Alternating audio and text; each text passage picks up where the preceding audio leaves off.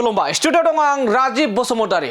फैबाय थानाय समाव बीपीएफ दोलोनि गाहाय हाग्रामा महिलारि बिथाङा बीपीएफ सरकार दानो थाखाय गोबां मानि मेल मिटिं लागासिनो दं नाथाय बे मेल मिटिं लानायनि गेजेरावनो बीपीएफ नि सासे गोख्रों आरो मैखोम दैदेनगिरि बिथांमोना एबा बिथाङा बाहागो लायाखै मोनसेबो बीपीएफ नि मेलाव बाहागो लायाखै आरो बिथाङानो जाहैबाय एबा नोंथांमोना नुखादों जोंनि बे डिसप्लेनि गेजेरजों रोखा नुना मोनदों सोर बिथाङा बीपीएफ नि मैखोम मेल मिटिंआव बाहागो लायाखै बे गोबां रायजो राजानियाव सोंथि आरो गोबां दैदेनगिरिफोरनियाव गोबां मेलेमजिबि बिथांफोरनि गोसोआव सोंथि सिखारदों थारैनो खाम्फा बरगयारि बिथां थामहिनबा बीपीएफ नि लेङाइ आफादगिरि खाम्फा बरगयारि बिथाङा बीपीएफ नि गिदिरथार मेलाव मा जाहोनाव बाहागो लायाखै सोरखौ लानानै सिमां सुजुदों हाग्रामा महिलारि बिथाङा फैबाय थानाय समाव बीपीएफ सरकार दानो थाखाय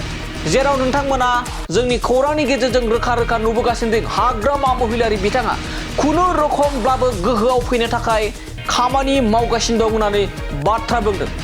जेराव माखासे हारि माहारिफोरनो एसटी होनायावबो गनायथि होनायनि बाथ्रा बुंदों माबे बाथ्राखौ लानानै आरो सोरबायदि दैदेनगिरिखौ लानानै बीपीएफ दोलोआ फैबाय थानाय 2025 मायथाइनि जाबायदि बीटीसी बिसायख'थि जानो थांगासिनो दं बे बीटीसी बिसायख'थियाव बाहागो लानानै बिसायख'थि गेलेनानै माबोरैहाय सरकार दानो थाखाय थांखि लादों जेराव बीपीएफ दोलो गायसननाय समनि सासे गोख्रों सोद्रोमा बीपीएफ नि लेङाइ आफादगिरि जेराव गोबां मानि गोख्रों खामानि मावनानै 19 बोसोर सरकार खुंहोनो हादोंमोन बीपीएफ नि गाहाय हाग्रामा महिलारि बिथाङा खाम्फा बरगयारि बिथांमोननि दैदेननायाव जेराव साफा बीपीएफ नि गोख्रों दैदेनगिरि बिथांमोना गुगाबोगासिनो दं जेराव चन्दन ब्रह्मजों लोगोसे बिनि उनाव दायो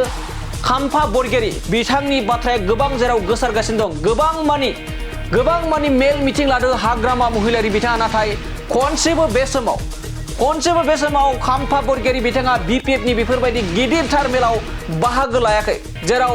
गोबां मानि बिसायख'थि जानानै थांबाय बे बिसायख'थियावबो बीपीएफ नि बेफोरबायदि बिसायख'थि गेलेनायावबो मदद होआखै आरो नुजाथि होआखै थारैनो बे समाव